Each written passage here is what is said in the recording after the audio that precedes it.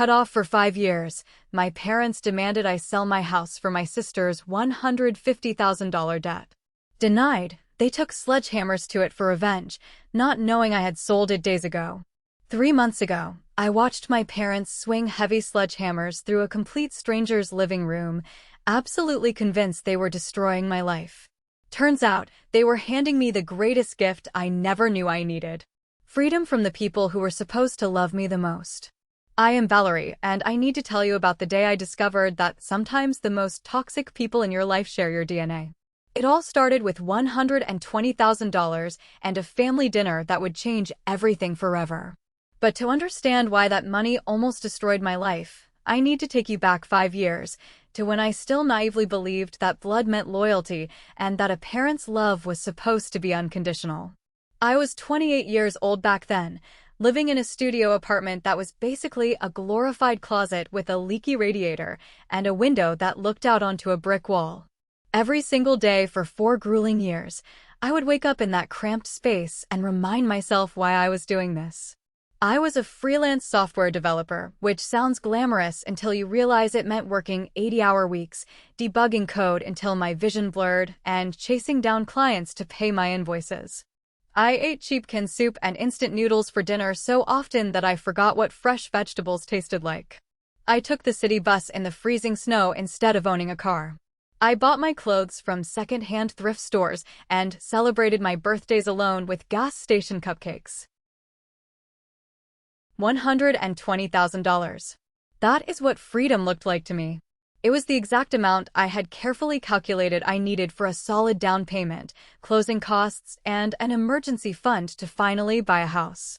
Not just any house, but a space that was truly mine. Every single dollar in that savings account represented a choice, a sacrifice, a dream deferred but never abandoned. Those were the late nights crying out of sheer exhaustion while my friends were out at bars living their 20s. It was all going to be worth it because I had found it. The perfect 3-bedroom craftsman house with original hardwood floors, a wrap-around porch, and a kitchen that caught the morning light like liquid gold. While I was killing myself to build a future from scratch, my older sister, Vanessa, was living an entirely different reality. Vanessa was 31 at the time, and she was our family's undisputed golden child. She had always been the pretty one, the charismatic one, the one my parents proudly bragged about to their country club friends. She never had to work an 80-hour week in her life. She drove a luxury sedan my parents leased for her, wore designer labels, and treated life like a buffet where someone else always picked up the check. And that someone else was usually my mother, Diana, and my father, Richard. They enabled her to a degree that bordered on psychological sickness. I was the invisible workhorse. She was the prized show pony. And I had learned to accept that unfair dynamic so long as they left me alone to build my own life. I thought I had flown under the radar. I thought my money was safe. I was so incredibly wrong. To really grasp the absolute audacity of what my family was about to ask of me, you have to understand that treating me like a disposable resource was not a new development. It was a pattern that was baked into my childhood. I remember being 18 years old, sitting at the scuffed kitchen table of my childhood home, clutching my university acceptance letter. I had worked 3 part-time jobs during high school to save up for my first year of tuition because I knew my parents would not just hand it to me. I had managed to save $10,000. It was my pride and joy. I remember my father, Richard, walking into the kitchen, refusing to meet my eyes. My mother, Diana, sat across from me with a tight, calculating smile. They told me, in that sweet, manipulative tone parents use when they are about to screw you over, that they needed my savings. Vanessa, who was 21 at the time, had decided she wanted to open a boutique clothing store. She needed capital. My mother reached across the table, patted my hand, and said that family helps family. She told me I was smart, that I could easily take out student loans, but Vanessa needed a head start in life because the corporate world was just too harsh for her sensitive soul. I cried. I begged. I pointed out that I had worked closing shifts at a diner for 3 years for that money. But my father laid down the law. He told me I was being selfish, that I lived under his roof, and that the money was going to Vanessa. They drained my bank account the next day. Vanessa's boutique went bankrupt in less than 8 months. She spent most of the inventory budget on extravagant launch parties and high-end clothes for herself. My parents never apologized. They never paid me back. I took out high-interest loans, worked myself to the bone through college, and swore to myself that I would never, ever let them touch my finances again. Over the next decade, Vanessa tried another business venture, a high-end organic skincare line. That one failed even harder than the first. My parents actually had to remortgage their own home to pay off her angry suppliers and keep her out of legal trouble. Through it all, Vanessa remained the victim in their eyes. The world was just unfair to her. The market was bad. Her partners cheated her. It was never her fault. Meanwhile, I quietly built my career. I stopped sharing my successes with them because any milestone I achieved was immediately met with a comment about how hard Vanessa was struggling and how I should be more considerate of her feelings. I learned to be a ghost in my own family. I showed up for holidays, smiled, nodded, ate the dry turkey, and went back to my cave to write code. I kept my savings a total secret. Or so I thought. I didn't realize that my mother had a habit of snooping through my mail when she visited my apartment to drop off leftovers, meticulously noting down the balances on the bank statements I foolishly left on my kitchen counter. Every second Saturday of the month, I would drive an hour out to my parents' house in the suburbs for our mandatory family dinner. That particular Saturday in October felt strangely off from the moment I walked through the front door. There was this thick, electric anticipation in the air, a sense that a trap had been set and they were just waiting for me to step into it. My sister Vanessa and her husband, Gregory, were whispering in the corner of the living room like conspirators. Gregory was exactly the kind of guy you would expect Vanessa to marry. He wore suits that were a little too shiny, used corporate buzzwords in casual conversation, and always seemed to be chasing the next get-rich-quick scheme that would make him a millionaire without requiring him to break a sweat. My mother kept shooting me these strange, calculating looks from the kitchen, wiping her hands on her apron with a nervous excitement. My father was staring out the window, looking grim but resolute.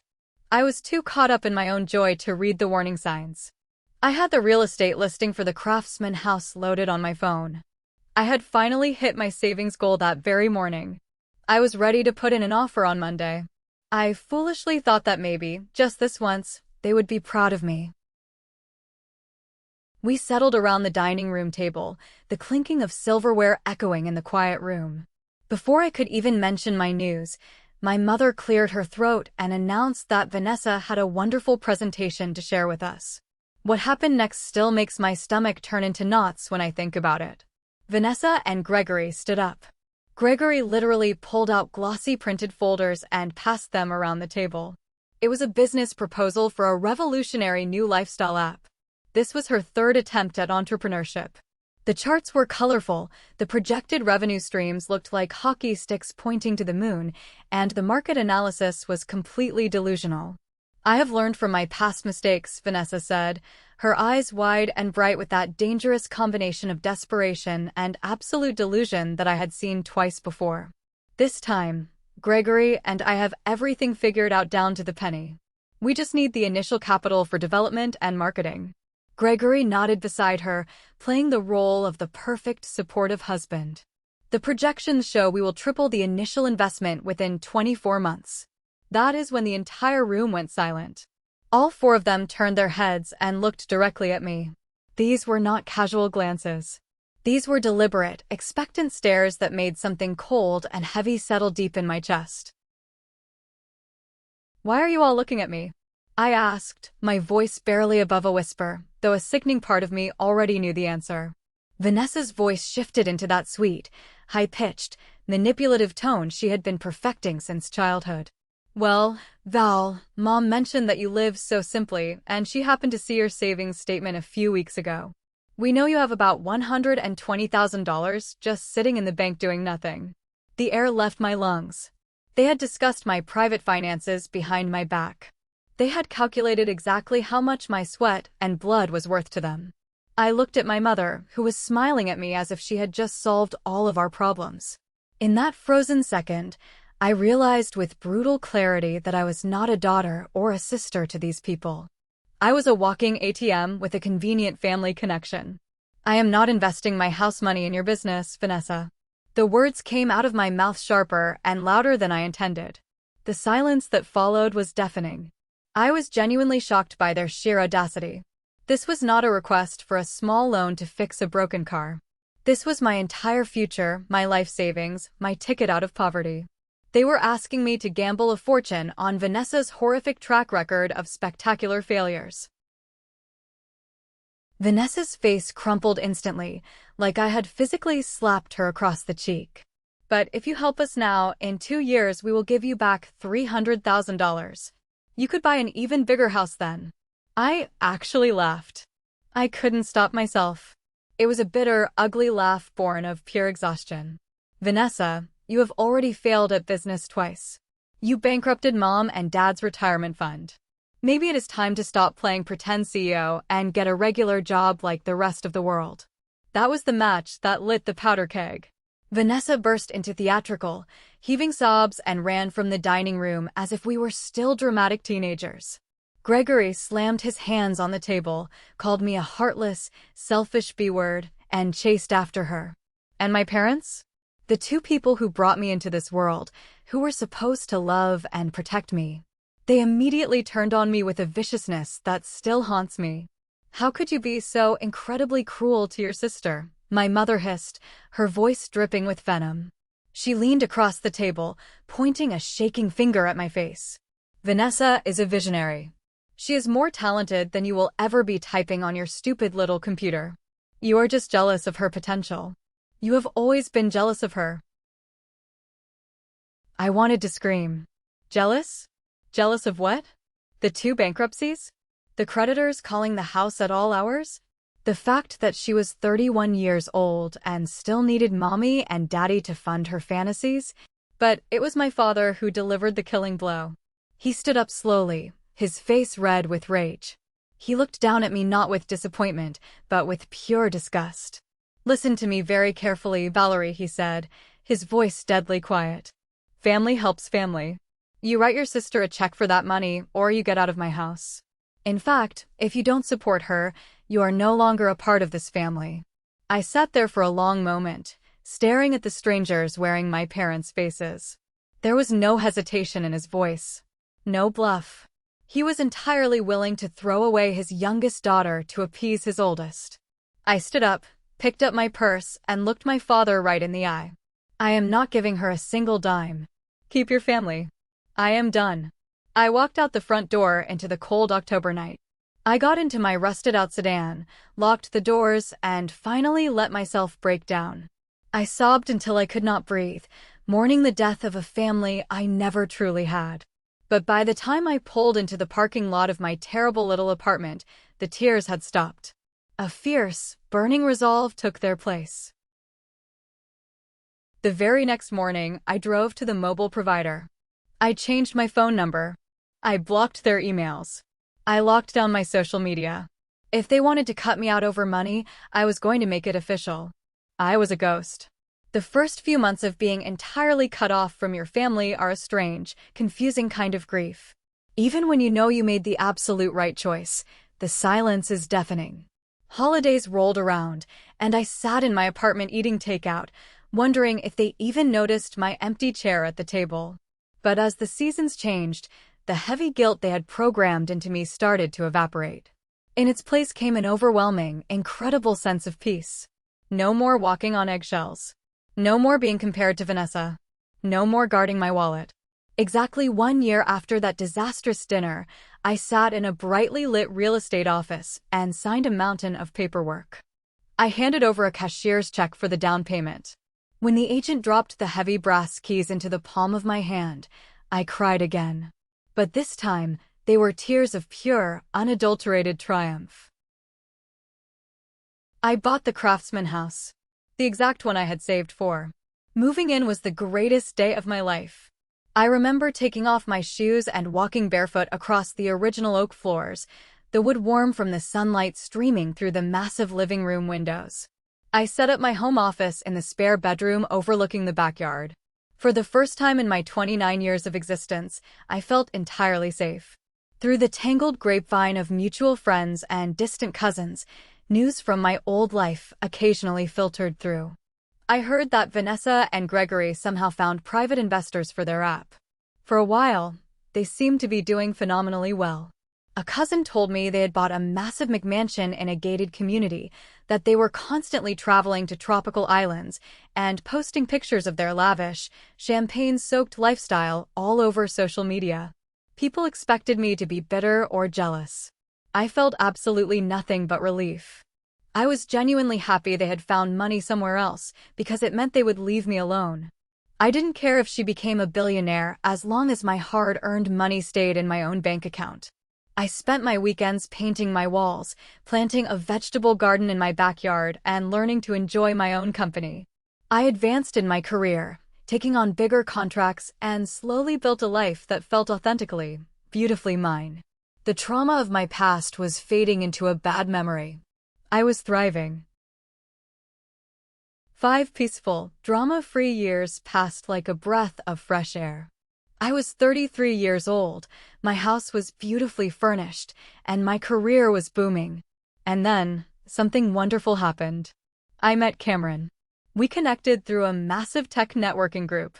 At first, it was just professional banter over video calls, swapping code and complaining about difficult clients.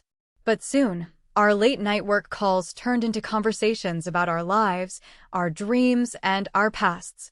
Cameron lived in a completely different state, a 2-hour flight away, but the distance didn't matter. He was everything my family had never been. He was kind, incredibly stable, emotionally mature, and he valued me for my mind and my heart, not for what I could provide financially. After 6 months of talking, he flew out to see me. When I opened my front door and saw him standing on my porch, it just clicked. We made the long-distance relationship work beautifully. I would fly to his state, he would fly to mine.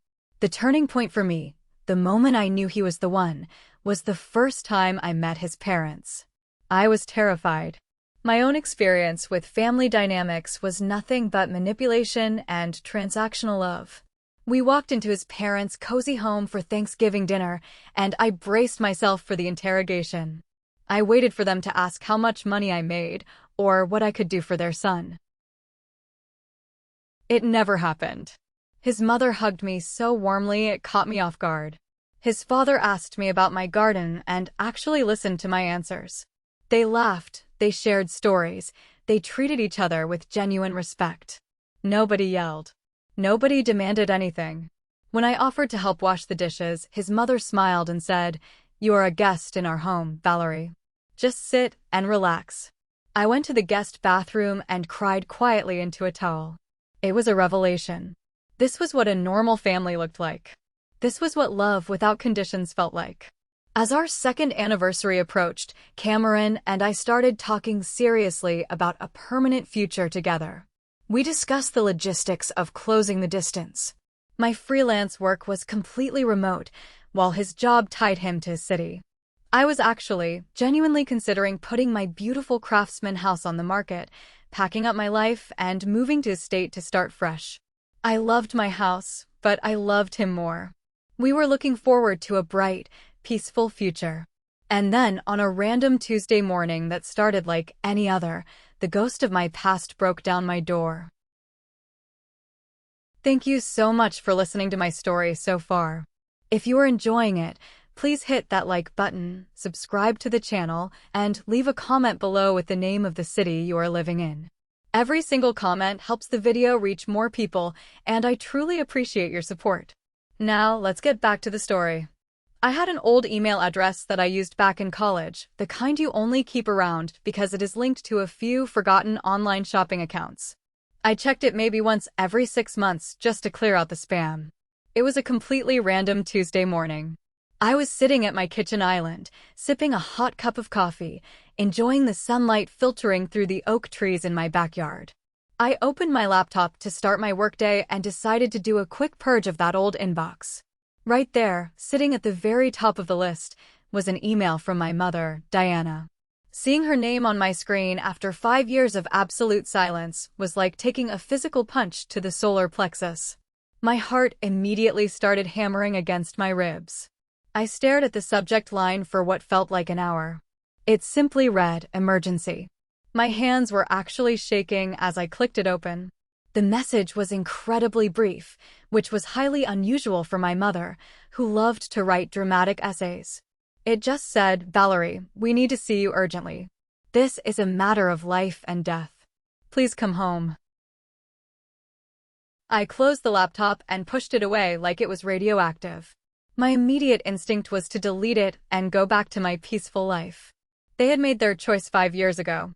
I had made mine. But the phrase life and death kept echoing in my head. I am not a monster. Despite everything they had done to me, these were still the people who raised me. My mind immediately went to the worst-case scenarios. What if my father had a massive heart attack? What if my mother was diagnosed with terminal cancer?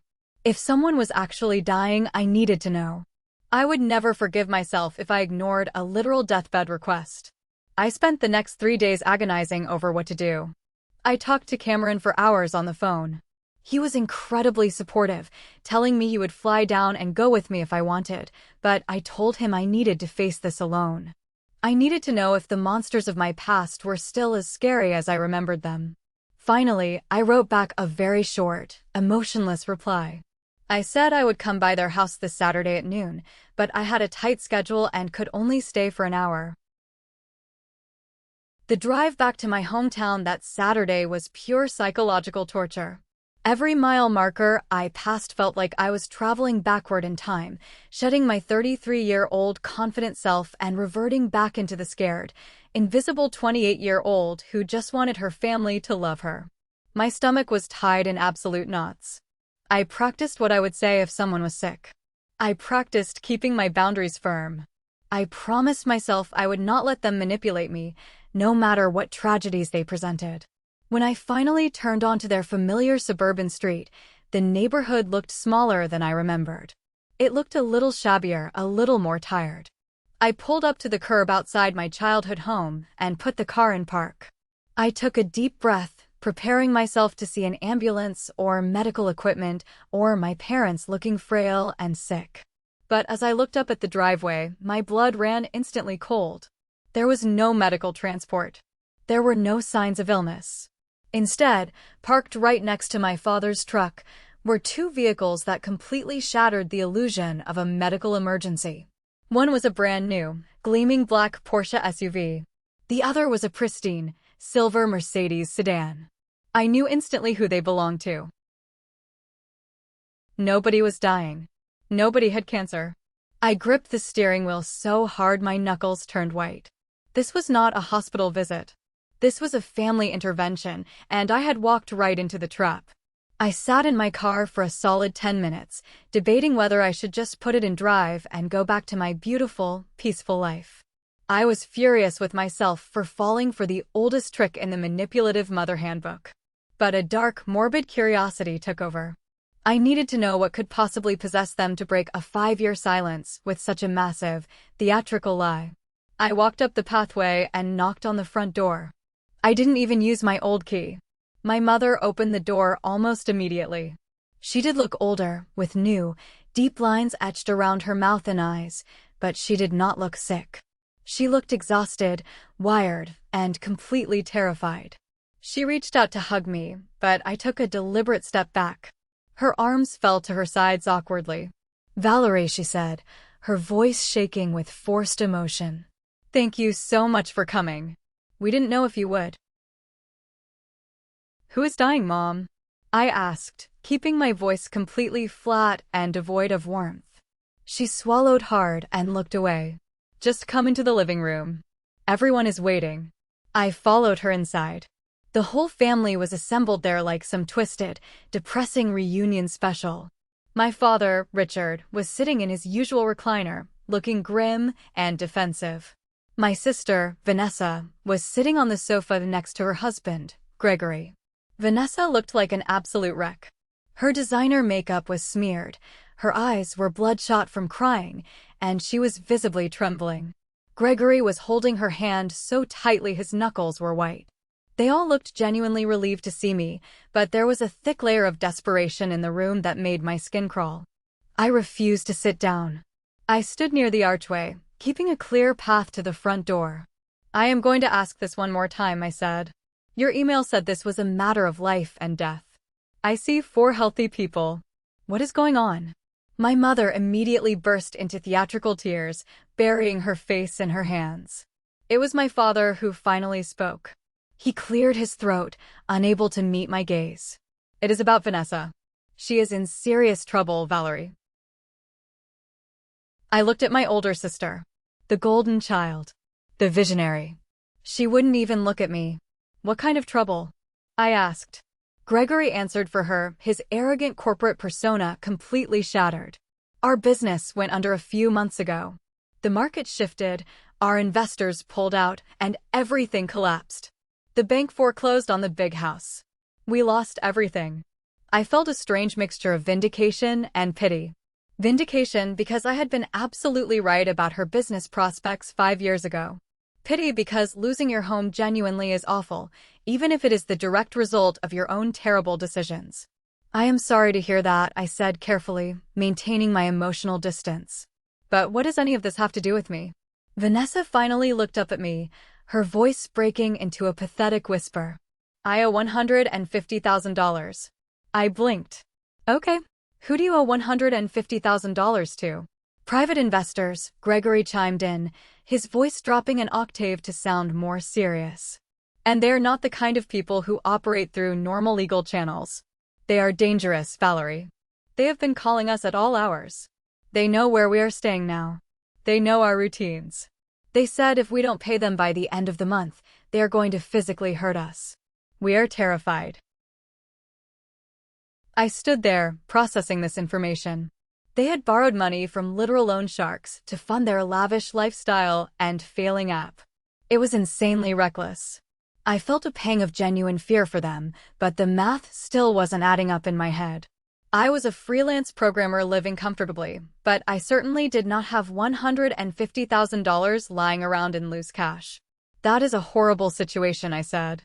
"But I still don't understand why I am standing in this living room. I don't have that kind of cash to bail you out. You all know that." And that is when my mother dropped the bomb that completely shattered my reality. My mother stopped crying instantly.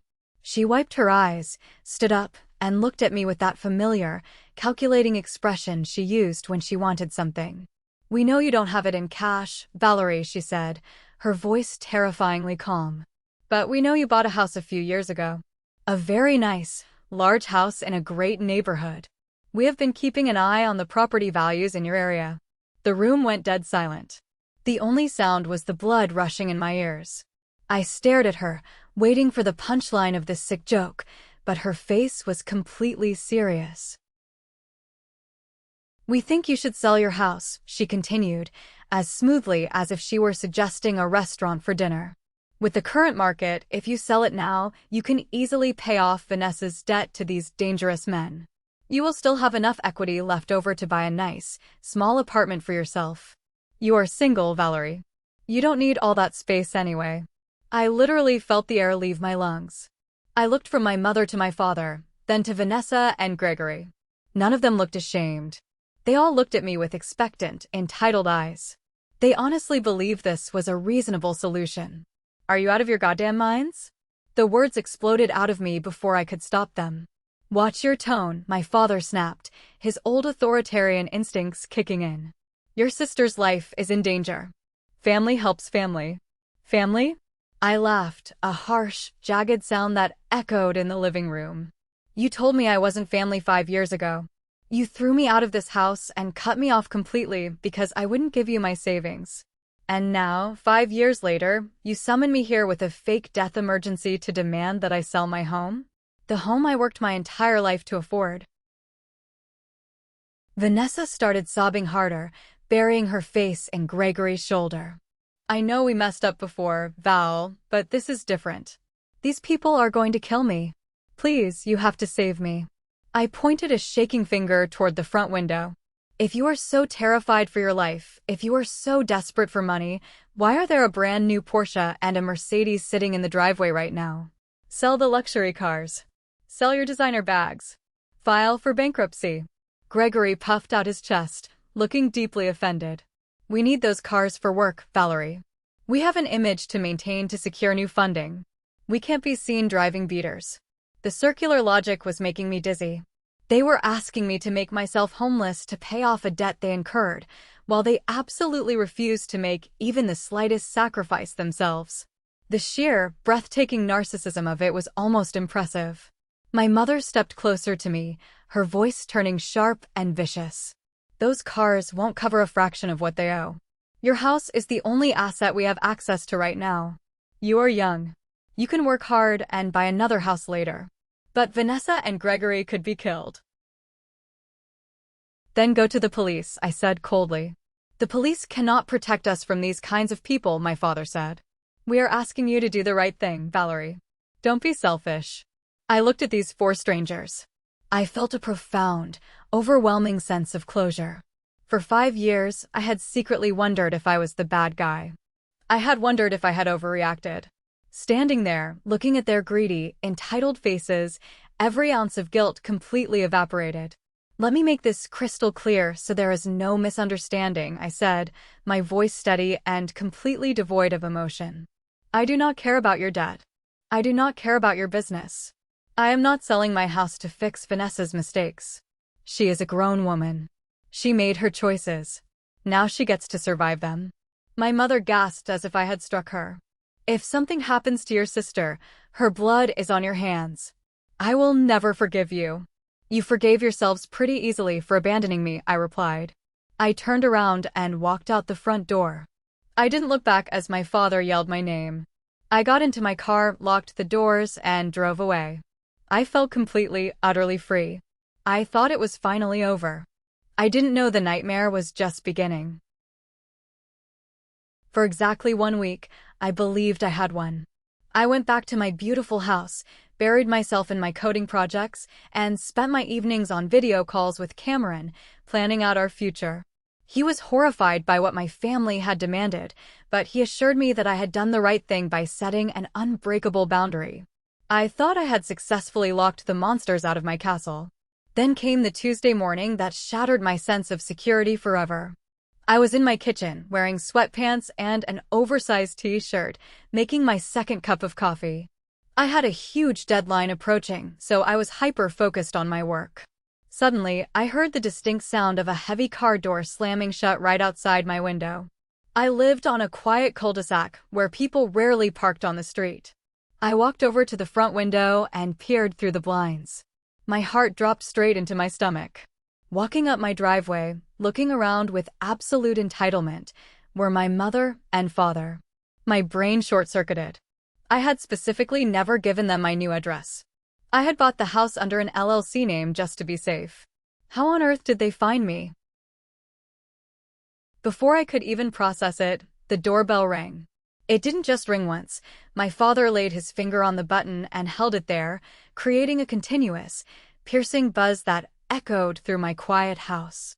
I marched to the door and yanked it open, leaving the heavy chain lock secured. "What are you doing here?" I demanded, my voice shaking with a mixture of rage and genuine fear. "How did you find my house?" My mother looked incredibly proud of herself, her eyes gleaming with a manic energy. "Vanessa hired a private investigator," she said casually, as if hiring someone to stalk your estranged daughter was a completely normal Tuesday activity. "A private investigator?" I repeated, feeling nauseous. "Are you out of your minds?" My father ignored me completely. He was peering over my shoulder, his eyes scanning the visible parts of my living room, the expensive hardwood floors, the vaulted ceilings. I could practically see the dollar signs spinning in his pupils. "This is a very nice place, Valerie," he said, his voice dripping with condescension. "Much bigger than you need. The private investigator said homes in this neighborhood are selling for a premium right now." "Get off my property," I said, trying to close the door. But my father shoved his heavy work boot into the doorframe, preventing me from shutting it. The physical aggression of the move sent a spike of pure adrenaline through my veins. We are not leaving until we settle this, he growled. Vanessa received another threat yesterday. Time is running out. You are going to listen to reason. I have nothing to say to you. Remove your foot or I am calling the cops. My mother pushed her face close to the gap in the door. The mask of the loving parent was completely gone. She looked unhinged. You selfish little brat, she hissed. We gave you life. We raised you. You owe us. If you don't call a realtor today and list this house, I swear to God, Valerie, we will make your life a living hell. We know where you live now. We will sit in our car outside your house every single day.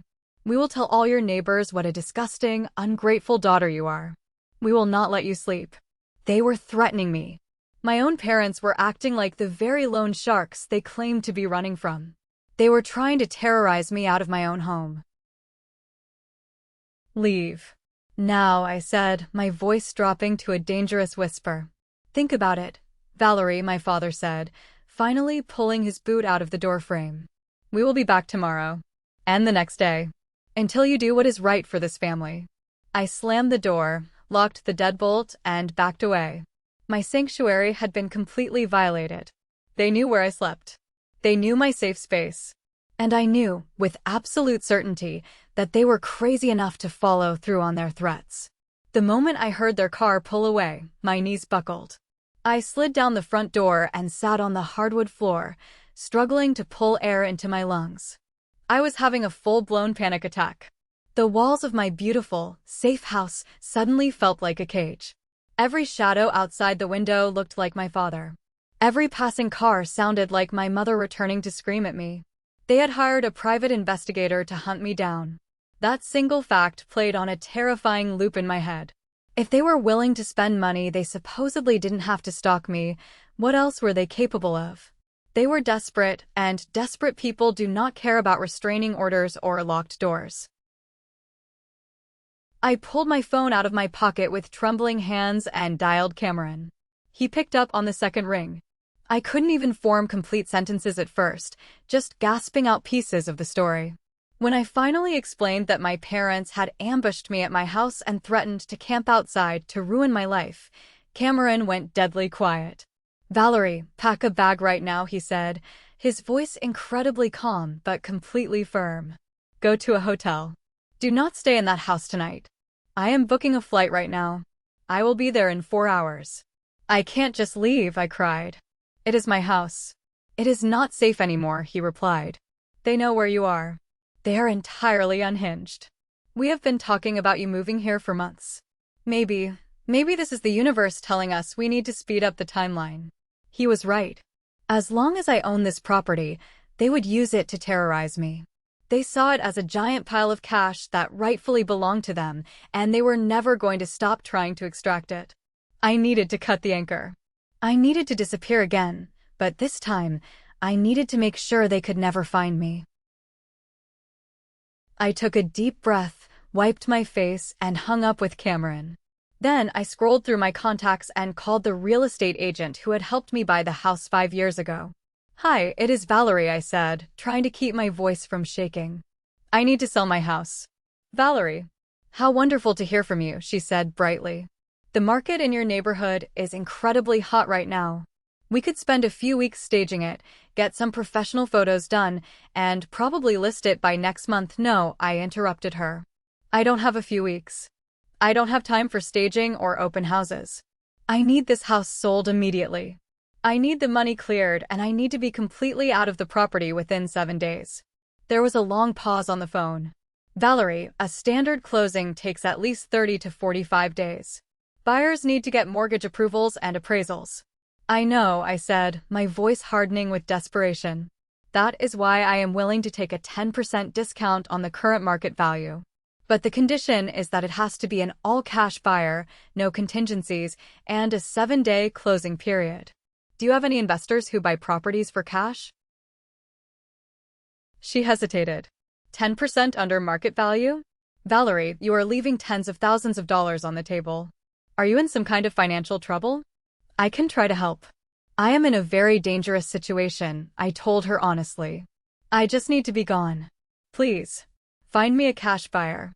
Okay, she said, her tone shifting to absolute professionalism. I have a roster of real estate investors who buy with cash for rental portfolios. With a 10% discount, this will look like an absolute goldmine to them. Give me 3 hours. 2.5 hours later, she called back. She had an investor who was willing to sign the papers that afternoon. No inspection. No financing delays. A straight cash wire transfer in exactly 7 days. I accepted the offer immediately. The escape plan was in motion. The next 7 days were a blur of absolute, heart-pounding paranoia and frantic packing. Cameron arrived that evening, just like he promised. Just having him in the house, a solid, calming presence, kept me from completely losing my mind. We kept all the curtains tightly drawn. We parked my car inside the garage so it looked like nobody was home. Every time a car drove slowly past the house, my heart stopped, terrified that my parents had returned to make good on their threats. I lived in a state of constant hypervigilance, jumping at the sound of the refrigerator kicking on. We packed my entire life into cardboard boxes in the dead of night. We hired a long-distance moving company, but I gave them strict instructions to arrive at 5 in the morning on a Tuesday, hoping to avoid any chance of my parents driving by and realizing what was happening. The closing process was a whirlwind of digital signatures and secure wire transfers. The real estate investor who bought the house never even came to see it in person. His lawyer handled everything. Because I was selling it to an LLC, my name would vanish from the public property records within a few weeks. I was covering my tracks perfectly. On the final morning, the moving truck pulled away, heading toward Cameron's home state. We stayed behind just long enough to do a final walkthrough of the empty rooms. My footsteps echoed on the hardwood floors. It broke my heart to leave the house I had worked so incredibly hard for, the place where I had found my independence. But as I looked around the empty living room, I realized that the house was just wood and glass. True safety was not a building. True safety was the man standing next to me, holding my hand. "You ready?" Cameron asked softly. "I am so ready," I whispered. We locked the front door for the last time. I left the keys inside a lockbox for the new owner. We got into Cameron's car and drove toward the highway. As we crossed the state line, leaving my hometown and my toxic family far behind, I felt a physical weight lift off my chest. I took a deep breath, and for the first time in weeks, the air tasted sweet. My parents could sit outside that house all they wanted. They could scream at the windows. They could demand money until they were blue in the face. It didn't matter anymore. I had successfully vanished. I was completely safe in Cameron's state, living in his beautiful, quiet home, surrounded by his loving family. For a solid month, everything was perfect. The money from the house sale cleared securely into a new bank account at a different national bank. I changed my phone number again. I deleted all my old email addresses. Cameron and I started officially looking for a new house to buy together, a place where we could start our own family. I was the happiest I had ever been in my entire life. I assumed my parents had eventually given up when they realized I was ignoring them. I assumed they were busy dealing with Vanessa's loan sharks. I had absolutely no idea the level of psychotic rage they were capable of, until the Tuesday morning my new phone rang, displaying an unknown number with my old hometown area code. I almost didn't answer it, but a strange gut feeling told me I needed to. "Hello," I answered cautiously. "Am I speaking with Valerie?" A deep, professional voice asked. "Yes. Who is this?" "Valerie, this is Officer Mitchell with the Lincoln Police Department. I am calling regarding a severe incident that took place late last night involving your parents, Richard and Diana." The moment the police officer said my parents' names, the room started to spin. I sat down heavily on Cameron's sofa, my knuckles turning white as I gripped the phone. "Are they dead?" I asked, my voice barely a whisper. Despite everything, the thought of them dying violently made my stomach turn. "No, ma'am, they're not dead," Officer Mitchell replied, his tone perfectly even. "They are currently in police custody. They were arrested at approximately 2 in the morning for felony breaking and entering, felony destruction of property, and trespassing." I blinked, trying to process the words. Arrested? Where? What did they do? They broke into a residence located at 847 Maple Street. Public records indicated you were the owner of the property, which is why we are contacting you. We need to ascertain if you have any involvement or knowledge of this incident. 847 Maple Street. My old house. The house I had sold to the real estate investor exactly 1 month ago. I don't own that house anymore, officer, I said quickly, panic rising in my throat. I sold it in an all-cash deal 4 weeks ago. I don't even live in the state anymore. What exactly did my parents do? I could hear the rustle of paperwork on his end of the line. When he spoke again, the details he provided sounded like something out of a horror movie. According to the police report and the statements taken at the scene, your parents drove to the property in the middle of the night. They believed you were asleep inside. They were armed with heavy steel sledgehammers. They bypassed the front door and went around to the back patio. They used the sledgehammers to completely shatter the sliding glass doors to gain entry into the living room. I covered my mouth to muffle a gasp. My parents, people in their 60s, wielding sledgehammers in the dark to break into my home. Once inside, Officer Mitchell continued, they proceeded to methodically destroy the interior. They smashed the kitchen island. They shattered the custom light fixtures. They destroyed the built-in shelving units. They also brought several cans of red spray paint and painted highly offensive, threatening obscenities directed at you across the living room walls. They caused catastrophic damage. I was shaking uncontrollably. They hadn't just come to yell. They had come to physically destroy my sanctuary. They had come to terrorize me. If I had still been living there, if I had walked out of my bedroom to see them swinging heavy steel hammers in the dark, I might not be alive. But here is where the situation escalated, the officer said. The new owner of the property, a real estate investor, had been doing renovations late at night. He had just stepped out to grab coffee. He returned to the property to find your parents in the middle of destroying the living room. He is a licensed concealed carry permit holder. He drew his weapon, held your parents at gunpoint, and called 911. They were caught red-handed, actively swinging the sledgehammers. A hysterical, shocked laugh escaped my lips. They thought they were punishing their disobedient daughter. Instead, they had broken into a stranger's house, destroyed his property, and ended up staring down the barrel of a loaded gun. Did they say why they did it? I asked, wiping tears of pure shock from my face. They were incredibly vocal during the arrest, Officer Mitchell noted. They stated they were punishing you for abandoning your family and refusing to pay your sister's debts. They believed they were destroying your most prized possession to teach you a lesson. They had absolutely no idea you had sold the property and moved away. What happens to them now? The homeowner is pressing full criminal charges. The estimated property damage is over $40,000. Your parents are facing serious prison time. I just needed to confirm that you were no longer the legal owner. Thank you for your time, Valerie. Stay safe. I hung up the phone and stared blankly at the wall. Cameron walked into the living room, took one look at my face, and rushed over. I told him everything. We sat there in absolute silence, absorbing the horrifying reality that my parents had tried to destroy me, but had instead entirely destroyed themselves. The justice system moved slowly, but gossip in my old hometown moved at the speed of light.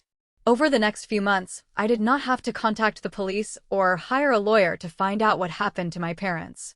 My old friend Hannah, who still lived in the neighborhood, kept me updated with every delicious, karmic detail of the fallout.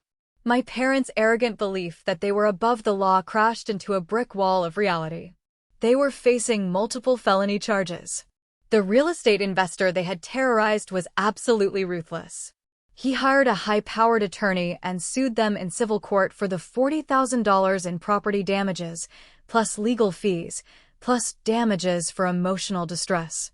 Because they were caught literally swinging sledgehammers on police body cameras, they had absolutely no defense. To avoid serving hard time in a state penitentiary, their public defender managed to negotiate a plea deal.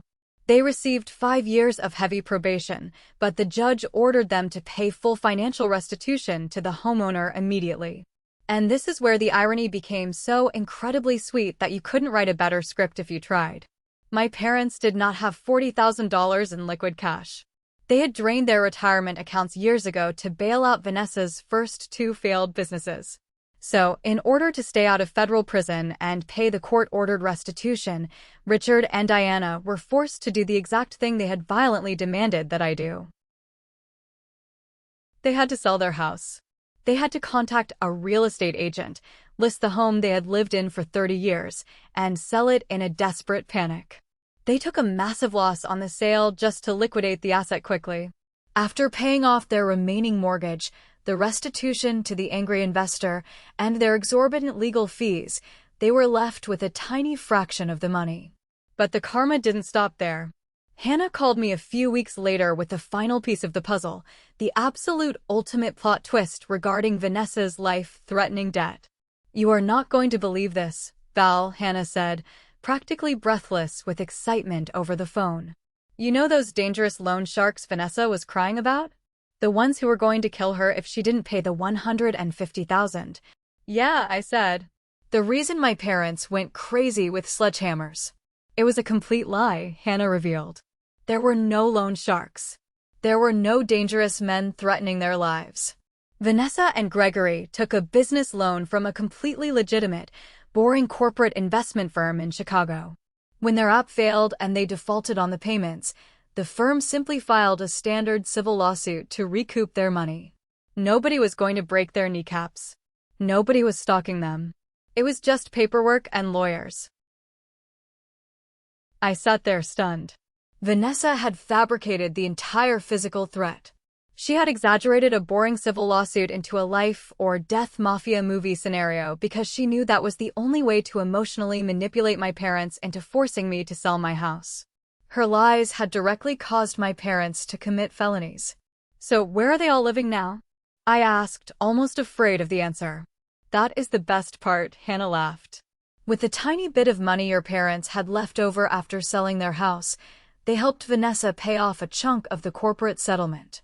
Now, all four of them, your mom, your dad, Vanessa, and Gregory, are crammed together renting a tiny, two-bedroom apartment on the bad side of town.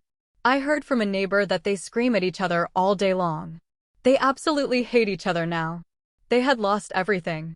Not because the world was unfair, not because they were victims, but because of their own boundless greed, their toxic enabling, and their vicious entitlement. The walking ATM had closed its doors, and without my money to cushion their fall, they had completely destroyed themselves. It has been roughly 2 years since the sledgehammer incident. I still live in Cameron State, safely insulated from the toxic wasteland of my former family. Recently, I started getting messages from distant relatives and mutual friends. Apparently, living in a cramped apartment with their golden child has finally broken my parents' delusion. They have been begging anyone who will listen to pass along messages to me. They want to apologize. They say they have learned their lesson the hard way. They say they miss their youngest daughter, that they made terrible mistakes, and that family is still family, no matter what happens. They want me to forgive them and let them back into my life so they can meet the man I am going to marry. Every single time a message gets passed along, I delete it. I feel absolutely no guilt. My heart is completely closed to them. I spent 28 years trying to earn their love, and they rewarded me by treating me like a bank account and then trying to violently destroy my home. An apology born out of misery and a cramped apartment is not a real apology. It is just a new manipulation tactic. Besides, I am entirely too busy living my beautiful life to look backward. Last month, Cameron and I closed on a new house. It is even more beautiful than my old Craftsman.